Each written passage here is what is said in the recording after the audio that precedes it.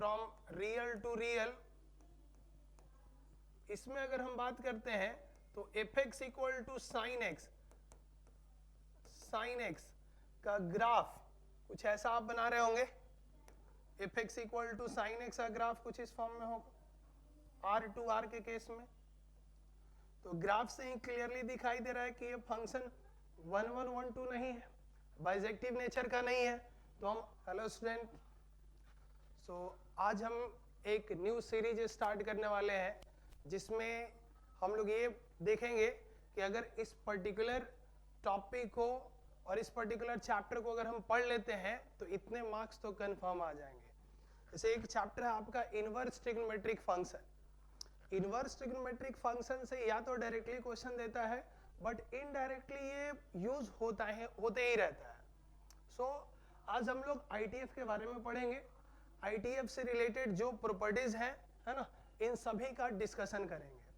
तो सबसे पहले इनवर्स ट्रिग्नोमेट्रिक फंक्शन में क्या डिफाइन होगा, तो जैसा कि फंक्शन में आप लोग पढ़े होंगे इनवर्स ऑफ अ फंक्शन, तो हम लोग अब पढ़ने वाले इनवर्स ट्रिग्नोमेट्रिक फंक्शन, मतलब ट्रिग्नोमेट्रिक फंक्शन का इनवर्स क्या होगा। तो जैसे sine theta y equal to sine theta बोलते हैं और F x equal to sine X अगर बोलते हैं तो ये फंक्शन r टू r में इन्वर्टिबल नहीं होगा। ऑलरेडी आप पढ़े होंगे फंक्शन चैप्टर में। इनवर्स डिफाइन होने के लिए आप बोलते थे फंक्शन को 1 1 onto, that means bijective होना चाहिए। तो साइन x का इनवर्स किस इंटरवल में डिफाइन होगा, cos x का इनवर्स किस इंटरवल में डिफाइन होगा। जैसे अगर हम बात करें y equal to sine x का, y equal to sine X, तो अगर हम r टू r बात करते हैं, मतलब f अगर ले लेते हैं इस फॉर्म में, let f from real to real, इसमें अगर हम बात करते हैं तो F x equal to sine x का ग्राफ कुछ ऐसा आप बना रहे होंगे। F x equal to sine x का ग्राफ कुछ इस फॉर्म में होगा आर टू आर के केस में। तो ग्राफ से ही क्लियरली दिखाई दे रहा है कि ये फंक्शन 1 1 1 2 नहीं है, बाइजेक्टिव नेचर का नहीं है। तो हम आर टू आर में इसको इन्वर्टिबल नहीं बोल सकते हैं। वैसे ही cos x, tan x, इन सभी का r टू r में फंक्शन इन्वर्टिबल हो ये नहीं कह सकते हैं, लेकिन फंक्शन को आप रिस्ट्रिक्ट करके किसी पर्टिकुलर डोमेन में इन्वर्टिबल बना सकते हैं। जैसे sin x की बात की जाए तो ये आपका -π/2 से लेकर π/2 के बीच में हम ऐसे अगर फंक्शन डिफाइन करते हैं -π/2 से π/2 f x, like f from -π/2 से π/2, -π/2 टू π/2, -1 to 1। अब हम लोग बोल सकते हैं कि ये sin x इस केस में अगर डोमेन लेते हैं -π/2 से π/2, रेंज लेते हैं -1 टू, कोडोमेन लेते हैं -1 to 1, तो हम बोल सकते हैं कि इस कंडीशन में F x equal to sine X जो होगा वो डेफिनेटली इन्वर्टिबल होगा, है ना। बट अब क्वेश्चन है कि क्या यही केवल इंटरवल है जिसमें फंक्शन इन्वर्टिबल होगा? बिल्कुल नहीं।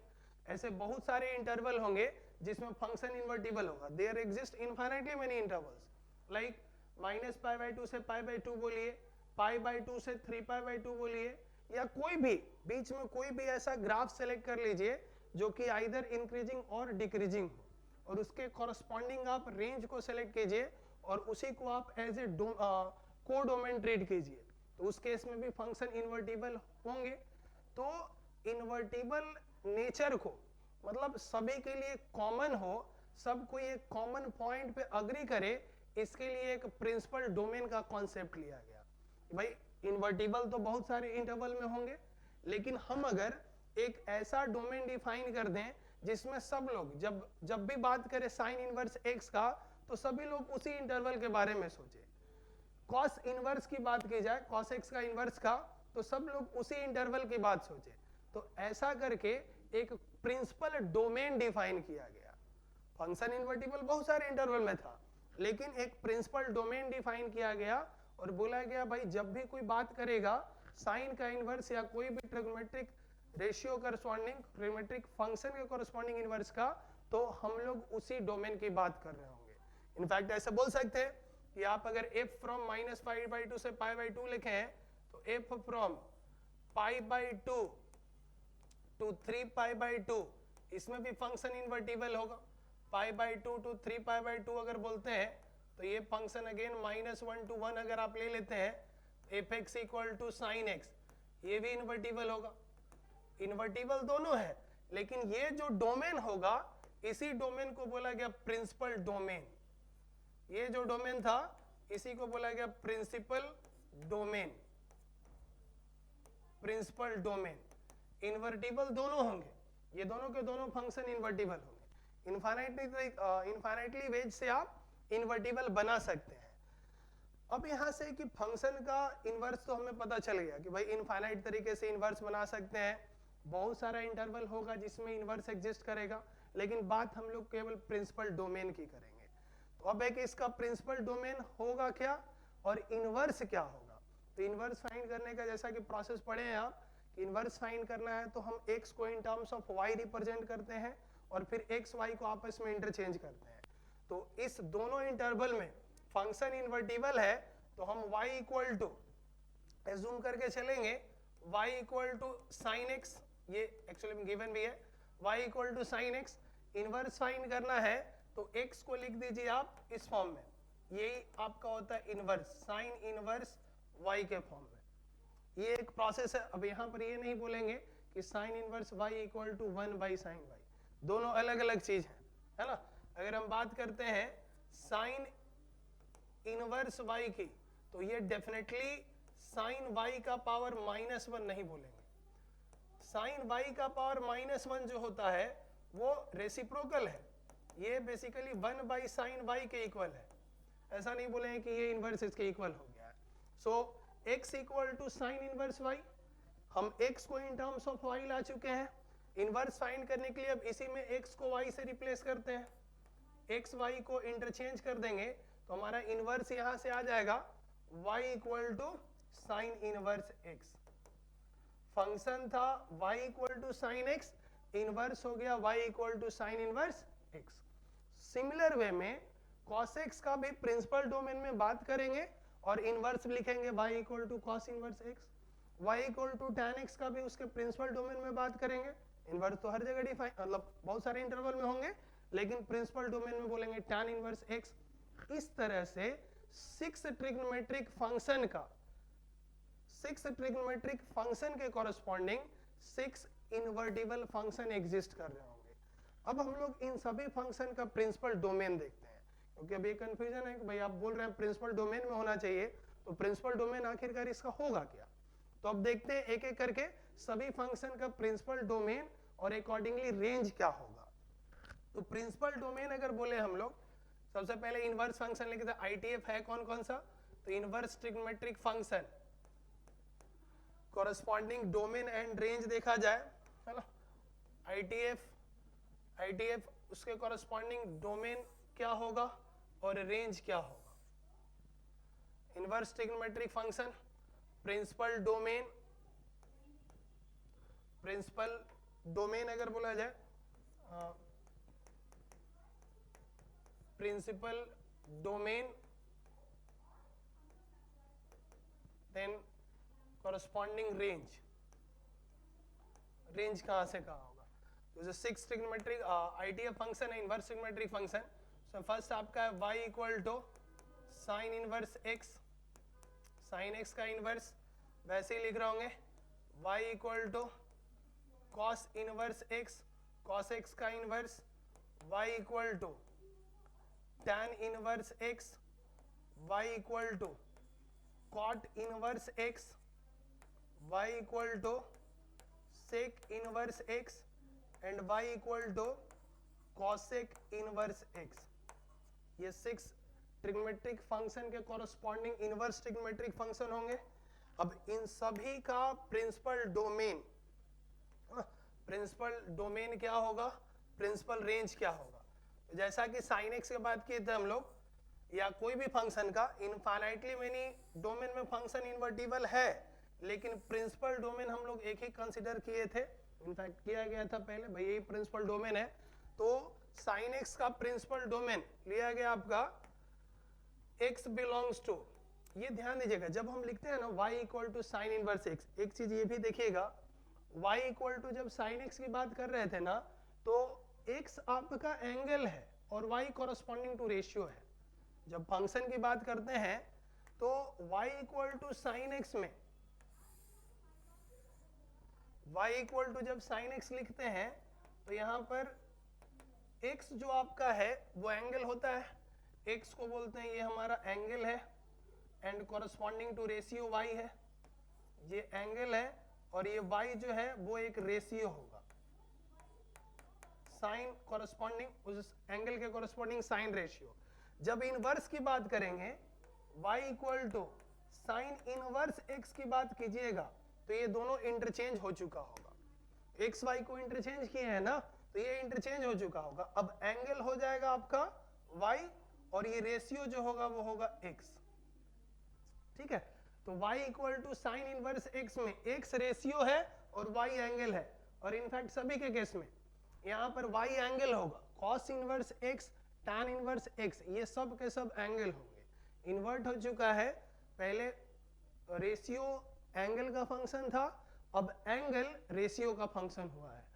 सो x का वैल्यू कहाँ से कहाँ लिखेंगे, प्रिंसिपल डोमेन की बात कर रहे थे, तो x का वैल्यू हो जाएगा -1 to 1 प्रिंसिपल डोमेन, वही cos इनवर्स x डिफाइन होगा -1 to 1 में। रेंज कहाँ से कहाँ होगा, तो x का वैल्यू जब -1 से 1 ले जाएगा तो ग्राफ से भी यहाँ से आपको ऐसे पता चल रहा होगा, जब हम x -π/2 से π/2 जाएंगे तो इसका रेंज जाएगा -1 से 1 साइन x का, x अगर हम -π/2 से π/2 जाएंगे तो साइन x का वैल्यू -1 से 1 जाएगा। तो जब इनवर्स फाइंड कीजिएगा तो डोमेन रेंज आपस में इंटरचेंज हो जाएंगे, मींस जो रेंज था -1 to 1 वो एक्चुअल में उसका डोमेन हो गया होगा, और जो डोमेन था वो रेंज हो चुका होगा, मींस y का सेट बोल रहे होंगे आप -π/2 से π/2, ये हो जाएगा रेंज, और इसको प्रिंसिपल रेंज भी बोल सकते हैं। डोमेन -1 to 1 दोनों का है। हाँ, इसमें अगर रेंज देखेंगे ना तो x का वैल्यू जब -1 से 1 लेंगे तो इसका प्रिंसिपल डोमेन जो इनवर्स के लिए लेते हैं वो लेते हैं 0 to π, ये कंप्लीट डिफाइन किया गया है। हम स्टार्टिंग से बार बार बोलते आ रहे हैं कि सभी फंक्शन का इनवर्स डिफाइन करने के लिए बहुत सारे इंटरवल हैं, लेकिन प्रिंसिपल डोमेन जो लिया गया डिफाइन करते टाइम वो 0 से π लिया गया ट्रिग्नोमेट्रिक फंक्शन का। तो इनवर्स का डोमेन हो जाएगा -1 to 1, रेंज अब बोल रहे होंगे 0 to π, ये इसका हो जाएगा रेंज। tan इनवर्स x की बात करें तो इसका डोमेन रियल होगा, cot इनवर्स x का भी डोमेन हो जाएगा रियल, ये दोनों फंक्शन का डोमेन रियल होता है ना। वैसे ही रेंज की बात करें तो y इक्वल टू ये होगा -π/2 to π/2, इसका रेंज हो जाएगा y बिलोंग्स टू 0 to π, इसका domain sine sec inverse x define होता है for mod x greater than equal to 1, और इसी को ऐसे लिख सकते हैं that means x belongs to -∞ to -1 union 1 to ∞, ऐसे बोल रहे होंगे। इसका भी सेम होता है mod x greater than equal to 1, और इसको भी ऐसे लिख रहे होंगे x belongs to -∞ to -1 union 1 to ∞। y का वैल्यू इसमें y हो जाता है 0 to π क्लोज एक्सक्लूडिंग π/2, और इसमें y आपका हो जाता है -π/2 to π/2, -π/2 π/2 एक्सक्लूडिंग 0। आपको देखने में लग रहा होगा कि आप तो बस लिखे जा रहे हैं, है ना, हम कैसे इतना याद रखेंगे। तो देखिए ITF में इतने सारे प्रॉपर्टीज हैं, कॉरस्पॉन्डिंग फार्मूलाज आएंगे जिनको याद रखना एक बहुत बड़ा टास्क होता है। ठीक है, कंफ्यूजन स्टूडेंट को इसी में होता है, इतना प्रॉपर्टीज कैसे हम याद रखें। सो हम कोशिश हमेशा रखता, मतलब हमेशा हमारा एक कोशिश रहता है कि वैसे केस में हम कुछ रिलेट करें, कुछ ऑब्जर्वेशन रखें जिससे हम फॉर्मूला लॉन्ग टर्म तक याद रख सकें। देखिए आप पेयर वाइज ऑब्जर्व कीजिएगा ना, तो साइन इनवर्स एक्स और कॉस इनवर्स एक्स दोनों का डोमेन सेम है, tan inverse X cot inverse x का डोमेन सेम है, sec inverse X cosec inverse x का डोमेन सेम है। तो बस एक का याद रख लेंगे तो हम बोल सकते हैं पेयर वाइज डोमेन सेम हो रहा है। तो तीन ही ऑप्शन है, x belongs to -1 to 1, mod x greater than equal to 1, और एक आपका x बिलोंग्स टू रियल। तो tan inverse x cot inverse x real के लिए डिफाइन होगा, जबकि सेक और कॉस इनवर्स x -1 से कम और 1 से ज्यादा के लिए डिफाइन होगा। कॉस और साइन जो है ना वो -1 से 1 होगा। अब रेंज कैसे याद रखें? रेंज में क्या करना है ना, आप sign inverse x, cosec inverse x और tan इनवर्स x को एक साथ कोरिलेट कीजिए। कैसे? देखिएगा साइन इनवर्स x का रेंज बोल रहे हैं -π/2 से π/2, ठीक है, -π/2 से π/2। अब इसमें से क्या करना है ना, ये क्लोज इंटरवल है, इस क्लोज को ओपन कर दीजिएगा तो आपको tan इनवर्स x का रेंज मिल जाएगा। क्लोज से बस ओपन करने से tan इनवर्स x का रेंज मिल जाएगा, और इसी क्लोज में से 0 को हटा देंगे तो आपको कॉसेक इनवर्स मिल जाएगा।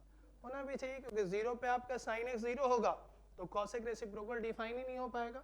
तो ऐसे सोचना है आपको। इसका मतलब साइन का याद है तो क्लोज से ओपन कर देंगे तो हमको कॉसेक tan का मिल जाएगा, और इसमें से अगर 0 को हटा देंगे तो हमको मिल जाएगा कॉसेक का। वैसे ही आप देखिए कॉस इनवर्स x का, कॉस इनवर्स x का रेंज है 0 से पाई, इसमें क्लोज इंटरवल को ओपन इंटरवल में कन्वर्ट कर देंगे ना तो आपको कॉट इनवर्स x का मिल जाएगा, जैसे tan में मिला था। साइन कॉस के प्रिंसिपल रेंज में ओपन कर दीजिएगा तो वो tan और कॉट का रेंज में हो जाएगा। जैसे कॉसेक के लिए साइन में से बीच वाले पॉइंट को हटा दिए थे, वैसे ही सेक के लिए कॉस में से 0 से पाई का मिड पॉइंट π/2 है उसको हटा दीजिए, क्योंकि π/2 पे कॉस आपका 0 हो रहा होगा। तो इस तरह से आपको ये टेबल हमेशा याद रहना चाहिए। इसका ग्राफ खेल अप्रोच भी होता है, ग्राफ से भी देख सकते हैं, बट ये एकदम टिप पे होना चाहिए, क्योंकि जेई में क्वेश्चन इससे भी डायरेक्टली पूछा हुआ है केवल डोमेन से, मतलब x का वैल्यू -1 से 1 होता है, इसमें भी डायरेक्टली क्वेश्चन जेई मेन में पूछ चुका है, ठीक है। इनफैक्ट कहीं ना कहीं ये यूटिलाइज हो रहा होता है, क्वेश्चन भी हम लोग इस पर डिस्कस करेंगे। तो आई होप ये वाला पार्ट क्लियर हो गया होगा। डिस्कशन अभी तक क्या हुआ है, डिस्कशन में बोले हैं इनवर्स ट्रिग्नोमेट्रिक फंक्शन पढ़ रहे हैं, मतलब inverse of trigonometric function. Inverse क्या होता है ऑलरेडी आप फंक्शन में पढ़ चुके होंगे। उसके बाद इनवर्स डिफाइन करने जाएंगे तो बहुत सारे इंटरवल होंगे, कंफ्यूजन था, उस कंफ्यूजन को दूर करने के लिए प्रिंसिपल डोमेन को सेलेक्ट किया गया। तो सभी फंक्शन का, ट्रिग्नोमेट्रिक फंक्शन का अलग अलग प्रिंसिपल डोमेन कंसीडर किया गया, और वहां से इनवर्स, जैसे y equal to sine x है inverse, y equal to sine inverse x हो गया। ये डिफरेंस भी आपको क्लियरली पता होना चाहिए। रेशियो एंगल का भी कॉन्सेप्ट क्लियर है, y equal to sine theta में थीटा एंगल है तो y रेशियो है, जबकि इनवर्स लेंगे तो एंगल रेशियो में रेशियो एंगल में चला जाएगा। और ये आपका प्रिंसिपल डोमेन एंड रेंज हो गए। तो क्वेश्चन आपका डायरेक्टली यहाँ से भी बन सकता है प्रिंसिपल डोमेन और रेंज को यूज करते हुए। जैसे अगर देखा जाए ये क्वेश्चन देखिए, like find domain and range of fx equal to sine inverse box x और fx equal to cos inverse fractional part of x, फिर ये GIF और फ्रैक्शनल पार्ट ऑफ x है। क्वेश्चन में मेंशन किया हुआ रहेगा तब, आप लोग फंक्शन में ऑलरेडी पढ़े होंगे, जब भी ऐसा ब्रैकेट होता है तो मेंशन करना पड़ता है कि ये GIF है और ये फ्रैक्शनल पार्ट x है। हम यहाँ लिखे नहीं है, बट अभी आप मान के चलिए कि ये GIF है और फ्रैक्शनल पार्ट फंक्शन है। तो साइन इनवर्स x का डोमेन एंड रेंज बोला जाए, अब बोलते थे डोमेन बेसिकली होता है सेट ऑफ x जिसके लिए फंक्शन डिफाइन हो। सो साइन इनवर्स x कब डिफाइन होगा? Sign inverse x define, box x define होने के लिए हम बोल सकते हैं ना कि यहाँ पर हमारा रेशियो जो है वो रेशियो है बॉक्स ऑफ x, और अभी अभी हम लोग पढ़े हैं कि साइन इनवर्स x तभी डिफाइन होगा जब रेशियो -1 से 1 के बीच में होगा। तो हमारा रेशियो है बॉक्स x, मींस इसको होना पड़ेगा -1 to 1। So box x should be in between -1 to 1। अब किसी का बॉक्स हमेशा इंटीजर होता है ना, और ये -1 से 1 है, तो हम बोल सकते हैं कि x का वैल्यू 2 से कम होगा। किसी का बॉक्स अगर 1 से कम है तो उसका मैक्सिमम वैल्यू 2 को टेंड कर सकता है, बट एग्जैक्टली 2 तो नहीं होगा। And greater than equal to -1 ही रह जाएगा। मींस x का बॉक्स अगर -1 से 2 है तो x डेफिनेटली -1 से 2 के बीच में होगा। और यही तो डोमेन था, हमें चाहिए था x का सेट जिसके लिए फंक्शन डिफाइन हो, यही आपका सेट है जिसके लिए फंक्शन डिफाइन होगा। तो डोमेन ऑफ फंक्शन यहाँ से लिख सकते हैं, डोमेन ऑफ फंक्शन हो जाएगा -1 से 2 पर ऊपर। अब इसका रेंज क्या होगा? तो रेंज होता था set of y corresponding to its input. तो इनपुट इसका बॉक्स x है और x का वैल्यू -1 से 2 है। तो एक यहाँ से आप कमेंट कर सकते हैं कि x कुछ भी हो, बॉक्स x तो -1 से 1 ही है। तो बॉक्स x -1 से 1 होने के चलते बॉक्स x का वैल्यू क्या क्या हो सकता है? बॉक्स x का वैल्यू बोल सकते हैं या तो -1 होगा और नहीं तो 0 और नहीं तो 1। यही 3 पॉसिबिलिटी हो सकता है बॉक्स x का। बॉक्स x एक इंटीजर है, -1 से 1 के बीच में ही 3 इंटीजर होंगे। मींस आउटपुट के लिए x आप कुछ भी रखिए, बॉक्स x का वैल्यू या तो -1 नहीं तो 0 और नहीं तो 1 होगा। सो fx इक्वल टू क्या लिख रहे होंगे? That is means range of f। Range of f बोल सकते हैं कि x जब -1 से 2 होगा तो बॉक्स x का वैल्यू -1 हो रहा होगा, और जब बॉक्स x -1 होगा तो साइन इनवर्स -1 रेंज में आएगा, साइन इनवर्स -1। वैसे ही 0 रख रहे होंगे तो साइन इनवर्स 0 होगा, वैसे ही 1 रखेंगे तो रेंज आएगा आउटपुट आपका साइन इनवर्स 1। और इसी को लिख रहे होंगे आप, ये डिस्क्रीट सेट है, 3 पॉइंट का बस कलेक्शन है, साइन इनवर्स -1। तो साइन इनवर्स -1 रेशियो पे साइन इनवर्स -1 का वैल्यू -π/2 हम लोग बोल रहे होंगे। वैसे ही साइन इनवर्स 0, साइन इनवर्स 0 का वैल्यू 0 हो जाएगा, नहीं, साइन इनवर्स 0 0, और साइन इनवर्स 1 का वैल्यू हो जाएगा π/2। साइन π/2 1, तो इनवर्स अगर लेंगे तो साइन इनवर्स 1 का वैल्यू π/2, साइन इनवर्स -1 तो साइन -π/2 होता है -1, तो साइन इनवर्स -1 हो जाएगा -π/2। तो रेंज में केवल यही 3 पॉइंट होंगे, जबकि डोमेन कंटिन्यूअस होगा। क्लियर? वैसे ही आप कॉस इनवर्स बॉक्स x का भी बोल सकते हैं। इसमें क्वेश्चन ऐसे भी दिया जा सकता है कि फंक्शन कितने पॉइंट पे डिसकंटिन्यूअस है, तो यहाँ से आप ग्राफ भी बना सकते हैं। साइन इनवर्स बॉक्स x का ग्राफ अगर बोला जाए तो ऐसे बोल सकते हैं, डोमेन है -1 से 2। बोल सकते हैं कि जब x -1 से 2 जाएगा, जब x का वैल्यू -1 से 2 है ना, तो ये पार्ट वाइज ब्रेक हो रहा होगा। x जब आप -1 से 0 रखिएगा तो बॉक्स से बोल सकते हैं x जब -1 से 0 रखिएगा तो बॉक्स ऑफ x का वैल्यू हो जाएगा -1, और बॉक्स ऑफ x का वैल्यू -1 होगा तो साइन इनवर्स -1 दे देगा -π/2। तो -1 से 0 के बीच में आप ग्राफ कुछ ऐसा बना रहे होंगे, -1 से 0 इंक्लूडिंग -1, ये ग्राफ होगा। 0 पे नहीं, 0 पे वॉइड दे रहे होंगे, ये ग्राफ हो जाएगा आपका -1 से 0 के बीच में। -1 से 0 के बीच में ये ग्राफ बोल रहे होंगे, तो बोलेंगे -π/2। फंक्शनल वैल्यू कितना होगा उस केस में? -π/2। जब हम एग्जैक्टली 0 की बात करेंगे तो 0 पे साइन इनवर्स बॉक्स ऑफ 0 0, तो इस केस में आपको पॉइंट मिलेगा 0, ये आपको x इक्वल टू 0 पे। जब हम 0 से बन जाएंगे, 0 से बन जाएंगे तो बॉक्स ऑफ x का वैल्यू हो जाएगा 0, साइन इनवर्स 0 अभी भी क्या रहेगा? ये 0 ही रहेगा। ये 1 तक कैसे बोल सकते हैं? जैसे ही 1 पे जाएंगे यहाँ पर फिर से वॉइड हो जाएगा। जब 1 से 2 जाइएगा तो बॉक्स, जब 1 से 2 जाएंगे तो बॉक्स उसका 1 हो जाएगा। साइन इनवर्स 1 का वैल्यू अगर बोला जाए तो आप बोल रहे होंगे इसका वैल्यू π/2। मीन 0 से 2 के 1 से 2 के बीच में कुछ ऐसा ग्राफ बन रहा होगा।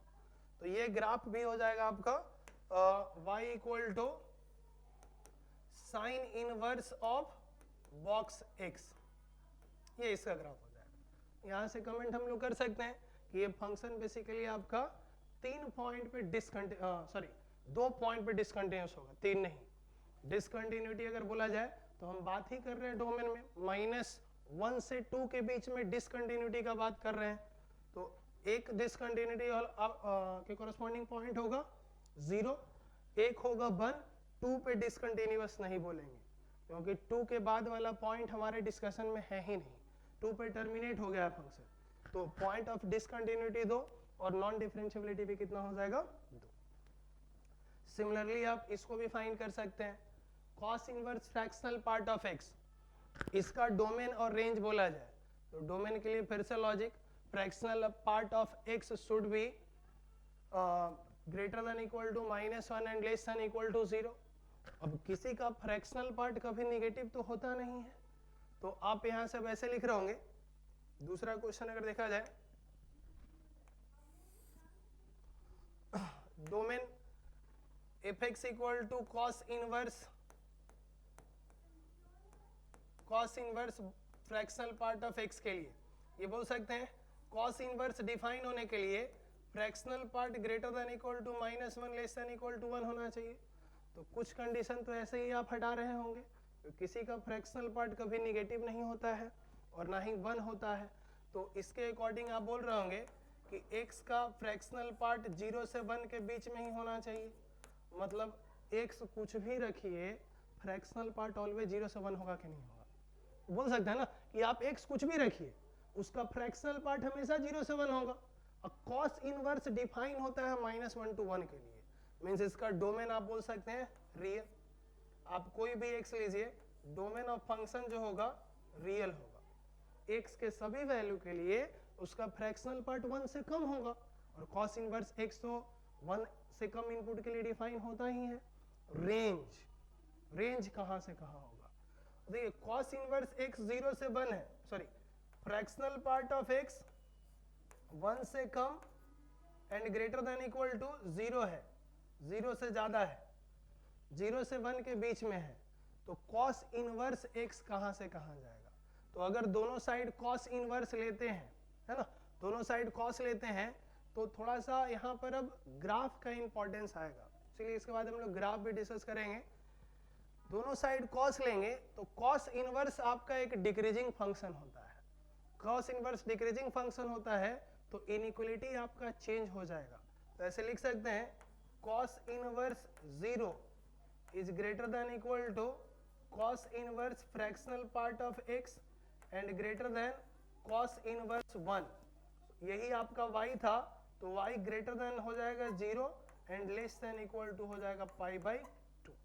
सो रेंज बिलोंग्स टू 0 to π/2, 0 पे ओपन, π/2 पे हो जाएगा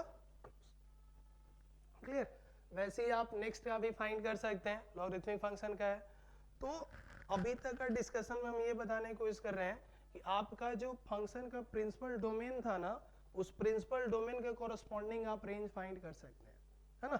और मतलब प्रिंसिपल डोमेन के यूज करते हुए किसी भी फंक्शन का डोमेन फर्दर आप फाइंड कर सकते हैं। जैसे एक जेईई मेन में क्वेश्चन दिया था, इसका डोमेन फाइंड करने के लिए fx equal to sine inverse mod x plus 5 upon x square plus 1, इसका एग्जैक्टली इसका डोमेन क्या होगा। तो डोमेन फाइंड करने के लिए क्या करेंगे, अब साइन इनवर्स है तो x कुछ भी हो, ये जो रेशियो है ऐसे बोल सकते हैं, अभी भी यही तो किए थे हम लोग। साइन इनवर्स x डिफाइन होने के लिए mod x plus 5 upon x square plus 1 should be less than equal to 1 and greater than equal to -1, ये होना चाहिए। ठीक है, ये जेईई मेन का क्वेश्चन है, जेईई मेन में पूछा हुआ है। So mod x plus 5 by x square plus 1 को -1 से 1 होना पड़ेगा इसको डिफाइन होने के लिए। अब देखिए एक्स स्क्वायर हमेशा एक पॉजिटिव क्वांटिटी है, mod x भी पॉजिटिव है, positive plus positive, positive plus positive, दो पॉजिटिव का रेशियो तो कभी नेगेटिव हो ही नहीं सकता है। इनफैक्ट न्यूमरेटर 0 नहीं होगा तो ओवरऑल रेशियो भी 0 नहीं होगा।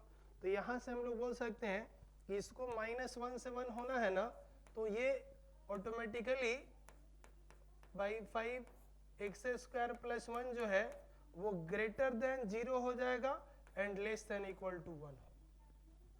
ठीक है, ये ग्रेटर देन 0 होगा।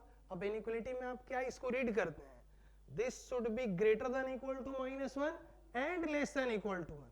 एंड का केस होता है ये 0 से ज्यादा एंड लेस देन और इक्वल टू 1 दोनों कंडीशन होना चाहिए। तो बताइए ये 0 से ज्यादा x के सभी वैल्यू के लिए होगा कि नहीं होगा? होगा। क्यों? क्योंकि mod x positive x² positive, तो इसका रेशियो सभी के लिए ज्यादा होगा। तो x बिलोंग्स टू रियल बोल दीजिए। भाई आप चाहते हैं कि इसका वैल्यू 0 से ज्यादा हो, तो सभी के लिए होगा, कोई भी x रखिए। 1 से कम और इक्वल हो तो ये आपको इनइक्वालिटी सॉल्व करना पड़ेगा। क्या सॉल्व करेंगे? तो अब ये 1 से कम होना चाहिए, मतलब ये लिख रहे होंगे mod x + 5 upon x² + 1 should be less than equal to 1। 1 से कम है। अब x² + 1 एक पॉजिटिव क्वांटिटी है और आपको ये पता है कि पॉजिटिव क्वांटिटी से मल्टीप्लाई करने पे इनइक्वालिटी में कोई फर्क नहीं पड़ता है। तो हम दोनों साइड अगर x² + 1 से मल्टीप्लाई कर दें तो इनइक्वालिटी एज सच वैसे ही रह जाएगा। So mod x + 5 less than equal to हो जाएगा x² + 1। ये हमेशा ध्यान रखिएगा क्योंकि इसमें यूजुअली ये गलती होता है कि लोग बस सोचते हैं क्रॉस मल्टीप्लिकेशन कर दें। ऐसे आप नहीं कर सकते हैं। अगर आपको थोड़ा सा लग रहा है कि क्वांटिटी नेगेटिव पॉजिटिव हो सकता है तो आप कंडीशनली मल्टीप्लिकेशन कीजिए। आप एक कंडीशन इंपोज कीजिए कि भाई जिस कंडीशन में ये नेगेटिव होगा उस कंडीशन में मल्टीप्लाई करने से इनइक्वालिटी चेंज हो जाएगा, और जिस कंडीशन में पॉजिटिव होगा उसमें मल्टीप्लाई कीजिए, कोई दिक्कत नहीं है। तो ये हमेशा ध्यान रखिएगा। अब यहाँ से x² + 1 greater than equal to mod x + 5 होना चाहिए। दैट मीन्स x² को ही लिख सकते हैं mod x होल स्क्वायर, ये माइनस mod x हो जाएगा, ऐड करेंगे माइनस mod x हो, -4 should be greater than equal to 0। ये लिख सकते हैं। देख रहे ना, आपको बोला गया था डोमेन फाइंड करने के लिए, डोमेन में बोल दिए भाई ये तभी डिफाइन होगा जब रेशियो -1 से 1 हो। इसको सॉल्व करते गए तो इनइक्वालिटी सॉल्व करना पड़ रहा है हमको। मॉडुलस भी आया है तो x² को तो mod x का होल स्क्वायर लिख ही सकते हैं। अब इस फॉर्म में हो जाएगा तो ये mod x के टर्म में क्वाड्रेटिक है। अब ये क्वाड्रेटिक का एकदम कंप्लीट विजुअलाइजेशन रखिए, है ना। क्वाड्रेटिक चैप्टर में तो पढ़ना है ही आपको, ग्राफ का जो मीनिंग है, बट ये एज ए बेसिक टूल ध्यान में रखिए। कोई भी क्वाड्रेटिक इक्वेशन जैसे आप फैक्टराइज करके भी कर सकते हैं, है ना, आप बेबेकर मेथड यूज कीजिए, वहां से आएगा। बट आप ऐसे हमेशा सोचिएगा कि किसी क्वाड्रेटिक का लीडिंग कोएफिशिएंट पॉजिटिव होगा तो कनकेव अपवर्ड, नेगेटिव हुआ कनकेव डाउनवर्ड, है ना। अब कनकेव अपवर्ड में 3 पॉसिबिलिटी है, 2 पॉइंट पे कट करे, ऐसे बोलते थे ना कि अगर हम बात करते हैं क्वाड्रेटिक का कनकेव अपवर्ड तो ग्राफ कुछ ऐसा हो रहा होगा। लीडिंग कोएफिशिएंट अगर पॉजिटिव हुआ तो इस फॉर्म में ग्राफ होगा और ये ग्राफ हो रहा होगा। ये तब जब लीडिंग कोएफिशिएंट पॉजिटिव हो, लीडिंग कोएफिशिएंट पॉजिटिव होगा तब, लीडिंग कोएफिशिएंट ग्रेटर देन 0 होगा तब। वही अगर लीडिंग कोएफिशिएंट क्वाड्रेटिक का नेगेटिव होता है तो ग्राफ का कनकेविटी डाउनवर्ड बोलते थे, और ये 3 पॉसिबिलिटी फिर देगा। ये आपका ग्राफ टच करते हुए जाएगा, ये लीडिंग कोएफिशिएंट पॉजिटिव है, एक ग्राफ टच करेगा, नहीं एक कट करेगा, ये ग्राफ टच करते हुए जाएगा और ये ग्राफ ऊपर चला जाएगा। इस केस में लीडिंग कोएफिशिएंट पॉजिटिव बोल रहे होंगे, leading coefficient is greater than 0, जबकि कनकेव डाउनवर्ड के केस में फिर से 3 पॉसिबिलिटी होगा, बट अब आपका लीडिंग कोएफिशिएंट नेगेटिव होता था। जो लोग क्वाड्रेटिक पढ़े होंगे उनको ध्यान में होगा, है ना। इसको हम इसलिए डिस्कस कर रहे हैं क्योंकि ये आपका एक बेसिक टूल ही है। सो क्वाड्रेटिक जैसा मत समझिए क्योंकि इसका यूज फ्रीक्वेंट वे में होता है जी। अभी एक क्वेश्चन के थ्रू इसको हम लोग डिस्कस कर रहे हैं। ये तब होगा जब लीडिंग कोएफिशिएंट नेगेटिव होगा, leading coefficient is less than 0। अब इस चीज को थोड़ा एनालाइज कीजिएगा। यहां पर दोनों रूट रियल एंड डिफरेंट है, जबकि इस केस में दोनों रूट रियल एंड इक्वल है और यहाँ पर दोनों रूट इमेजनरी हो रहे हैं। जबकि इसमें देखिए यहाँ पर दोनों root real different, real equal और इसमें इमेजनरी। तो डिस्क्रिमिनेंट के कॉन्सेप्ट से आप बोल रहे होंगे कि फर्स्ट वाले इस वाले ग्राफ में d आपका हो जाएगा ग्रेटर देन 0, दूसरा में टच करते हुए जा रहा है, दोनों रूट इक्वल है, d इक्वल टू 0, और थर्ड वाले में d हो जाएगा less than 0। Accordingly downward graph में भी बोल सकते हैं d greater than 0, d equal to 0 और d लेस देन 0। ठीक है, तो हम लोग यहाँ से ऐसे बोलेंगे और ये एकदम विजुअलाइज हमेशा होना चाहिए, है ना, एकदम इसको as a fundamental tools of mathematics मान के चलिए। क्वाड्रेटिक का ग्राफ पैराबोलिक होता है y equal to x square plus b x plus c, जिसका कनकेव साइड आइदर अपवर्ड और डाउनवर्ड होगा, depends upon sign of a. अगर ये पॉजिटिव हुआ concave up, leading coefficient positive तो concave up, leading coefficient negative तो concave down. अब concave up में ऐसे कमेंट नहीं कर सकते हैं कि अगर क्वाड्रेटिक का दोनों रूट रियल हुआ तो इन बिटवीन रूट नेगेटिव होगा और रूट के बाहर पॉजिटिव होगा। अगर कनकेव अपवर्ड है और दोनों रूट इक्वल है ना, d 0 हो गया तो क्वाड्रेटिक एक्सप्रेशन हमेशा ग्रेटर देन और इक्वल टू 0 होगा, और अगर d नेगेटिव हुआ तो वो एक्सप्रेशन सभी वेरिएबल के लिए पॉजिटिव हो रहे होंगे। वही अगर कनकेव डाउनवर्ड हुआ तो d ग्रेटर देन 0 पे in between roots expression positive होगा क्योंकि ग्राफ ऊपर में है एक्सिस के, और वही अगर आउटसाइड रूट बोला जाए अल्फा के पहले और बीटा के बाद, ग्राफ बिलो एक्स एक्सिस है इसलिए नेगेटिव हो जाएगा। जबकि अगर d इक्वल टू 0 में बात किया जाए तो पूरा ग्राफ कंप्लीटली बिलो एक्सिस है, एक पॉइंट पे टच भी कर रहा है, सो ग्राफ लेस देन और इक्वल टू 0 होगा एक्सप्रेशन का वैल्यू, और d लेस देन 0 पे graph completely below x axis है तो हमेशा नेगेटिव होगा। अब देखिए इतना डिस्कशन का पर्पस क्या था। देखिए इसका पर्पस ये कि आपको जैसे ही यहाँ क्वाड्रेटिक आया ना तो हम लोग बोल सकते हैं कि क्वाड्रेटिक का लीडिंग कोएफिशिएंट पॉजिटिव, अपवर्ड होगा कनकेविटी, तो अपवर्ड कनकेविटी है, डिस्क्रिमिनेंट क्या है d, देखिए बी स्क्वायर माइनस 4ac, सी नेगेटिव होने के चलते डिस्क्रिमिनेंट तो पॉजिटिव हो ही जाएगा। सो डिस्क्रिमिनेंट पॉजिटिव और लीडिंग कोएफिशिएंट पॉजिटिव, सो ग्राफ डेफिनेटली कनकेव अपवर्ड होगा, दोनों रूट रियल एंड डिस्टिंक्ट होंगे। हमको चाहिए क्या, मॉड एक्स का ऐसा वैल्यू जिसके लिए ग्रेटर देन इक्वल टू 0 हो। तो डायरेक्ट बोल सकते हैं कि भाई मॉड एक्स जो होगा ना वो रूट से बाहर होना चाहिए, क्योंकि रूट के बीच में नेगेटिव हो रहा होगा। ये हर जगह वैलिड है ना, आप बिल्कुल फैक्टराइज करके कर सकते हैं। क्वेश्चन आपको माइंड में आएगा कि इतना करने की जरूरत क्या था, भाई x square minus 5x plus 6 रहता है तो हम direct x minus 2 into x minus 3 बोल देते हैं, हो जाता है काम। बट हर टाइम इतना आसानी से फैक्टराइज नहीं हो रहा होता है। दूसरा, हो भी रहा है तो फैक्टराइजेशन में कौन टाइम देगा। आप विजुअलाइज अगर किए हुए हैं, रूट क्या होता है ना, ऐसे केस में रूट आप डायरेक्ट हिट एंड ट्रायल से ऑब्जर्व कर सकते हैं, क्योंकि क्वेश्चन वहां पर फैक्टराइजेशन नहीं होता है, आपको हिट एंड ट्रायल से ऑब्जर्व करना होता है, और नहीं हिट एंड ट्रायल से हो रहा है तो रूट फाइंड कर लीजिए। कितना टाइम लगेगा आपका, minus b plus minus root over d upon 2a करके आप रूट फाइंड कर लीजिए। सो बोल सकते हैं कि या तो इसको फैक्टराइजेशन से कीजिए, जो कि इतना आसान है नहीं, इरेशनल फैक्टराइजेशन हो रहा होगा। इसका रूट देख लीजिए कि रूट से रियल है तो आखिरकार रूट है क्या। तो इसका रूट अगर बोलते हैं mod x square minus mod x minus 4 का, तो रूट ऐसे लिख सकते हैं ना, x equal to mod x equal to mod x is equal to हो जाएगा आपका 1 plus minus root over d, देखिए 1 प्लस 16 रूट ओवर 17 लिख रहे होंगे बाई 2। तो मॉड एक्स का दो पॉसिबिलिटी आ गया, रूट जो आएंगे दो आएंगे, 1 माइनस रूट 17 बाई 2 और एक रूट आया 1 प्लस रूट 17 बाई 2।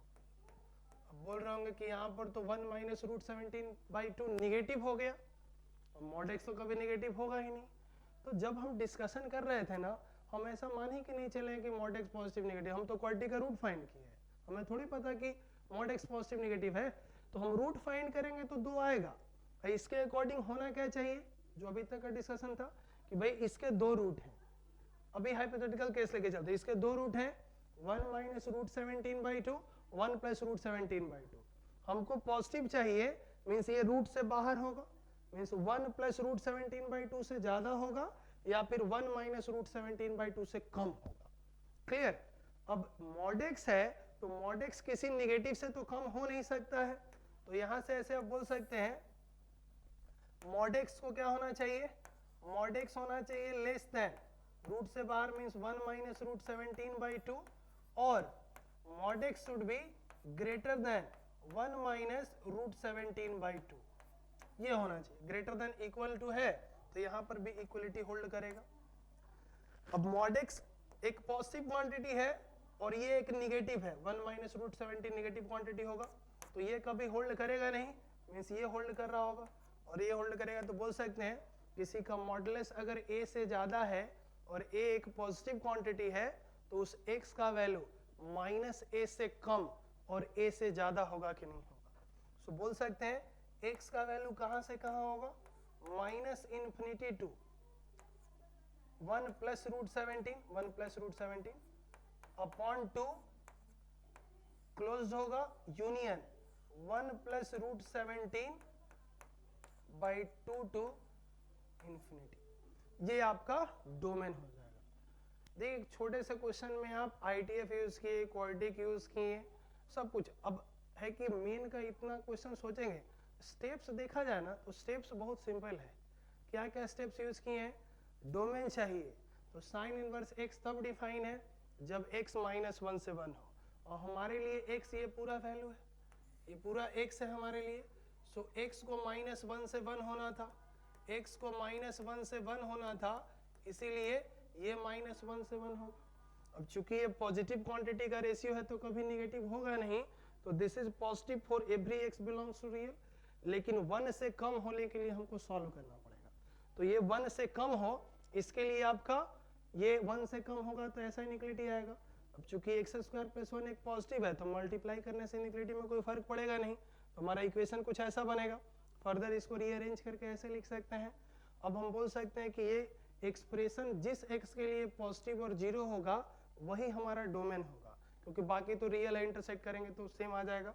अब ये पॉजिटिव किसके लिए होगा, तो इसके लिए हम लोग क्वाड्रेटिक का थोड़ा सा कॉन्सेप्ट डिस्कस कर लिए और बोले कि भाई इसका रूट दोनों रियल है, अल्फा बीटा रूट लेते हैं तो चूंकि कनकेव अपवर्ड है तो इसको ग्रेटर देन इक्वल टू 0 होने के लिए रूट के बाहर होना पड़ेगा, इंक्लूडिंग रूट्स, मींस अल्फा से कम और बीटा से ज्यादा होगा तभी इसका ग्राफ एबव द एक्सिस हो सकता है। सो इसीलिए हम बोल दिए कि इसका मॉड x का वैल्यू 2 रूट था, अल्फा और बीटा इसको बोले थे हम लोग, अल्फा कम वाला होगा ना, पहले इंडिकेट किए हैं 1 माइनस रूट 17/2 और बीटा इसको बोल रहे हैं, तो यहाँ से लिख सकते हैं मॉड x अल्फा से कम और बीटा से ज्यादा होगा। चूंकि मॉड x पॉजिटिव है जबकि अल्फा नेगेटिव है तो किसी भी x के लिए मॉडुलस किसी का नेगेटिव से कम नहीं होगा, इसीलिए नेग्लेक्टेड।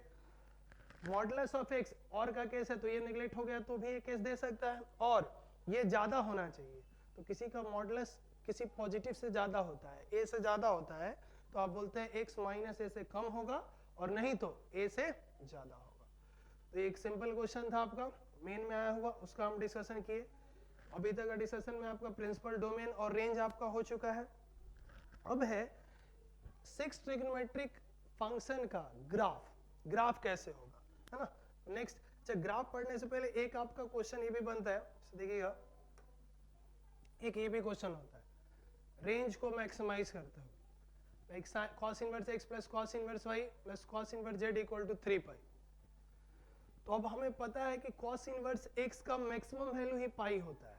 रेंज हम लोग पढ़े हैं कि x इनपुट -1 से 1 कुछ भी रखिए, आपका cos इनवर्स x हमेशा पाई से कम होगा, तो cos इनवर्स x का वैल्यू ऑलवेज पाई से कम होगा, less than equal to pi. cos inverse y का वैल्यू भी less than equal to pi होगा, एंड cos इनवर्स z भी less than equal to pi होगा। तीनों का इंडिविजुअल वैल्यू पाई से कम और इक्वल है, जबकि सम को 3 पाई होना है, मींस सबको अपने मैक्सिमम पे होना पड़ेगा तभी 3 पाई हो सकता है। सो cos इनवर्स x लिख सकते हैं equal to cos inverse y होना पड़ेगा और equal to cos inverse z होना पड़ेगा, और ऐसा हुआ तो सब के सब ये पाई के इक्वल होना पड़ेगा तभी 3 पाई हो पाएगा। सो यहाँ से x y z ये तीनों का वैल्यू बोल रहे होंगे -1। अब ये -1 XYZ का वैल्यू हो गया, रिप्लेस कर दीजिएगा तो ये कंप्लीट एक्सप्रेशन का वैल्यू आएगा। वैसे और भी क्वेश्चन इस टाइप का बन सकता है, लाइक क्वेश्चन इस फॉर्म में दे दिया जाए, if sine inverse x plus sine inverse y plus sine inverse z is equal to 3π/2 और -3π/2। ऐसे बोल सकते हैं कि भाई sine inverse x, sine inverse y, sine inverse z तीनों का मिनिमम वैल्यू ही -π/2 होता है। तो तीनों जब मिनिमम पे होगा तभी सम -3π/2 हो सकता है। कोई भी मिनिमम से थोड़ा सा भी ज्यादा हुआ, सम को -3π/2 से बढ़ा देगा कि नहीं बढ़ा देगा।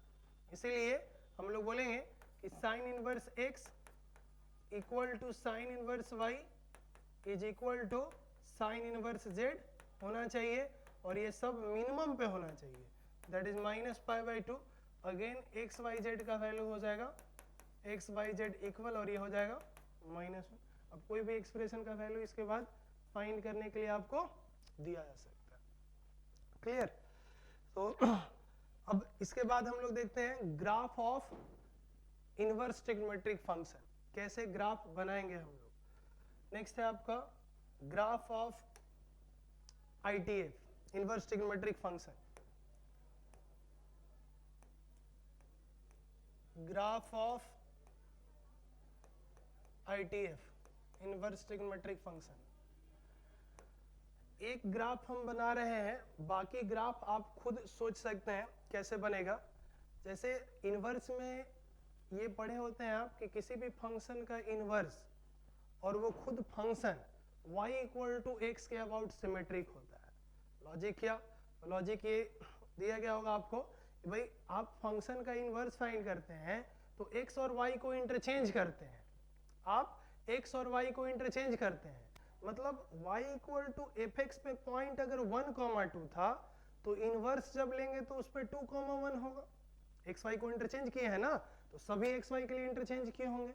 जैसे कि आप y equal to sine x का इनवर्स फाइंड किए थे, साइन x का, तो आप लिखे थे x equal to sine inverse y, और यहाँ से yx को इंटरचेंज किए थे, yx को इंटरचेंज किए थे तो आपका आ गया था y equal to sine inverse x।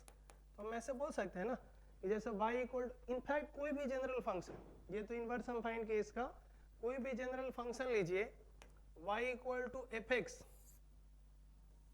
Invertible है, y equal to x line आप ऐसे अज्यूम कर लीजिए। तो ऐसा आप बोलते थे फंक्शन ये fx है, डोमेन कोडोमेन इस टाइप से एक इन्वर्टिबल है ना, फंक्शन इन्वर्टिबल बनाया गया है डोमेन और कोडोमेन को रिस्ट्रिक्ट करते हुए। तो इसका अगर हम इनवर्स लेंगे तो इनवर्स में करेंगे क्या, x और y को इंटरचेंज कर देंगे। आप ऐसे कर रहे होंगे, भाई x को इन टर्म्स ऑफ y लाइए, ऐसे लिख सकते हैं x equal to f of y, और यहाँ से y equal to f of f inverse x के फॉर्म में लिख रहे होंगे, यानी x y को इंटरचेंज किए। तो जब इंटरचेंज कीजिएगा तो इसका जो पॉइंट होगा x, y, वो इसमें जो पॉइंट होगा x, y, वो इस कर्व के लिए पॉइंट हो जाएगा y, x, मींस इसमें 1,2 होगा तो इस पे 2,1 होगा, इस पे 3,2 होगा तो इसमें 2,3 होगा। और हमको ये पता है कि 1,2, 2,1 मिरर इमेज होता है y इक्वल टू x के about. In general x1, y1 and y1, x1 ये दोनों एक दूसरे का मिरर इमेज होते हैं about the line y equal to x। तो जब हम x y को इंटरचेंज किए, इसका मतलब जितना भी पॉइंट था उन सभी पॉइंट को रिफ्लेक्ट कर दिए, इसलिए बोलते हैं कि fx का ग्राफ गिवन है तो f इनवर्स x के लिए उस ग्राफ को रिफ्लेक्ट कर दीजिए about the line y equal to x। So y equal to x के अबाउट रिफ्लेक्ट करेंगे तो आपका ग्राफ जो होगा f इनवर्स x का कुछ ऐसा ग्राफ बना रहे होंगे, y equal to f inverse x का ये ग्राफ हो जाएगा। इसी लॉजिक का यूज करते हैं हम लोग sign inverse x, cos inverse x, ये सब का ग्राफ बनाने में। कर सकते हैं इंक्रीजिंग डिक्रीजिंग बिहेवियर का भी, बट ये जो आपका है सिमेट्रिसिटी का कॉन्सेप्ट, ये ज़्यादा आसान कर देता है ग्राफ ड्रॉ करने में। तो अगर हम ग्राफ की बात करें साइन इनवर्स x का, y इक्वल टू, फर्स्ट आपका ग्राफ है f x equal to sine inverse x, f x equal to sine inverse x का ग्राफ। तो पहले हम प्रिंसिपल डोमेन में साइन एक्स बनाएंगे। हम लोग ये जानते हैं कि भाई इनवर्स तो बहुत सारा डोमेन में था, लेकिन हम केवल प्रिंसिपल डोमेन की ही बात कर रहे हैं। और क्वेश्चन में भी लिख देता है, जेईई में देखिएगा तो लिखा हुआ रहता है कि प्रिंसिपल डोमेन में ही कंप्लीट डिस्कशन करना है आपको। So f x equal to sine inverse x का ग्राफ बनाना होगा, तो पहले ग्राफ बनाइए साइन एक्स का। अब साइन एक्स का ग्राफ कैसे बनाएंगे, तो y equal to x line जो होता है इसके नीचे से ग्राफ जाता है साइन एक्स का, है ना। ये ग्राफ जो होगा साइन एक्स का graph minus pi by two के और पाई बाई टू के बीच में यही होगा, है ना। माइनस पाई बाई टू से पाई बाई टू के बीच में साइन एक्स का ग्राफ कुछ इस टाइप से बोल रहा हूं मैं। ये पॉइंट होगा minus pi by two and ये हो गया pi by two, minus pi by two and pi by two. Range यहाँ पर क्या होगा, ये रेंज बोल सकते हैं पाई बाई टू पे साइन एक्स का रेंज 1 होगा, 1 वैल्यू देगा आउटपुट, और माइनस पाई बाई टू पे दे देगा -1। अब इसी को हम रिफ्लेक्ट करेंगे। अब इसको हम रिफ्लेक्ट करेंगे, साइन का ग्राफ आप पूरे में बना सकते हैं, बट इन्वर्टिबल केवल माइनस पाई बाई टू से पाई बाई टू में डिफाइन किया गया, प्रिंसिपल डोमेन ही यही लिया गया था। सो अब इसको अगर हम रिफ्लेक्ट करेंगे तो देखिए तो ग्राफ कुछ ऐसा बन रहा होगा। साइन इनवर्स एक्स का ग्राफ अगर बोला जाए, रिफ्लेक्ट करने से ये वाला पोर्शन रिफ्लेक्ट होकर ऊपर ऐसे चला जाएगा, और ये पोर्शन रिफ्लेक्ट होकर डाउनवर्ड ऐसे आ जाएगा। तो ये मैक्सिमम वैल्यू बोल सकते हैं, जो पहले x पे पाई बाई टू था अब वो y पे पाई बाई टू देगा, और जो x पे माइनस पाई बाई टू था अब y पे माइनस पाई बाई टू देगा। पहले y का वैल्यू -1 से 1 था, अब हम लोग बोल रहे होंगे कि x का वैल्यू -1 से 1 होगा, x का वैल्यू -1 से 1 के बीच में होगा, -1 से 1 के बीच में x का वैल्यू होगा। यही हम लोग ऐसा बोलते थे साइन इनवर्स x का graph, y equal to sine inverse x, और ये था आपका y equal to sine x का ग्राफ। ठीक है, इसको थोड़ा ऐसे देख सकते हैं।